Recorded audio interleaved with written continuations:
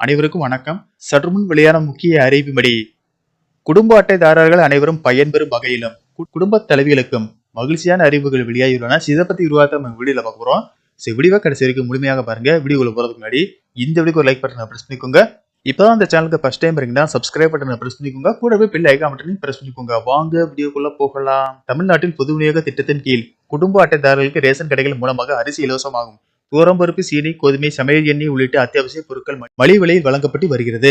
இதனால் ஏழை, எளிய மற்றும் நடுத்தர மக்கள் மிகவும் பயன்பெற்று வருகின்றனர். மேலும் கலைஞர் மகளிர் உரிமை தொகை திட்டத்தின் கீழ் மாதம் ரூபாய் 1000 தகுதியான பெண்களின் வங்கி கணக்கில் செலுத்தப்பட்டு வருகிறது. இதனால் புதிய ரேஷன் அட்டை பெறுவதற்கு மக்கள் ஆர்வம் காட்டி வருகின்றனர். தாயுமானவர் திட்டத்தின் கீழ் வயதான முதியோர்கள், மாற்றுத்திறனாளிகளின் வீடுகளுக்கு சென்று ரேஷன் பொருட்கள் வழங்கப்பட்டு வருகின்றன. மேலும் தீபாவளி மற்றும் பொங்கல் பண்டிகை முன்னிட்டு ரேஷன் அட்டைதாரர்களுக்கு பரிசு தொகுப்பு மற்றும் ரொக்க பணம் வழங்கப்பட்டு வருகிறது.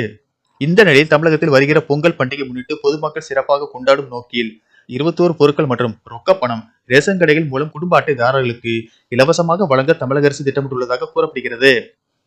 அதன்படி கரும்பு, பச்சரிசி, வெல்லம், முந்திரி, திராட்சை, ஏலக்காய், பாசிப்பருப்பு, நெய் போன்ற பொருட்களும் பண்டிகை கால சமையலுக்கு தேவையான மஞ்சள் தூள், மிளகாய் தூள், மல்லித்தூள், கடுகு, சீரகம், மிளகு, புளி, கடலை பருப்பு, உளுந்தம் பருப்பு, ரவை, கோதுமை மாவு, உப்பு ஆகிய மளிகை பொருட்களும் அடங்கிய துணிப்பை வழங்கப்பட உள்ளதாக தகவல்கள் வெளியாகியுள்ளன. மேலும் பொங்கல் விழாவை சிறப்பாக கொண்டாட பொங்கல் பரிசு தொகுப்புடன் ரூபாய் 2000 அல்லது ரூபாய் 1000 ரொக்கத்தையும் சேர்த்து வழங்க தமிழக அரசு திட்டமிட்டுள்ளதாக கூறப்படுகிறது. இந்த பொங்கல் பரிசு தொகை PHS, PHS-AOY, NBHS ரேஷன் அட்டைகளுக்கு வழங்கப்படும் என்று தகவல் வெளியாகியுள்ளது. இதற்கான அறிவு தமிழக அரசு இன்னும் ஒரு சில நாட்களில் அறிவிக்கும் என்று கூறப்படுகிறது.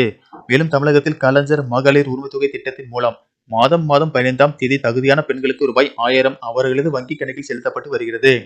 அவர்களை மகிழ்ச்சியூட்டும் விதமாக பொங்கல் பண்டிகை முன்னிட்டு உரிமை தொகையை முன்கூட்டியே வழங்க அரசு ஆலோசித்து வருவதாக கோட்டை வட்டாரங்கள் தெரிவிக்கின்றன.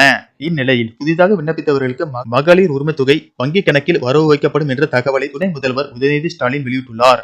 இதுகுறித்து அவர் கூறுகையில், கலைஞர் மகளிர் உரிமை தொகை திட்டத்தில் விடுபட்ட மற்றும் புதிதாக விண்ணப்பித்த தகுதியுள்ள பெண்களுக்கு டிசம்பர் 15ஆம் தேதி முதல் மாதந்தோறும் ரூபாய் 1000 உரிமை தொகை வழங்கப்படும் என அறிவித்துள்ளார்.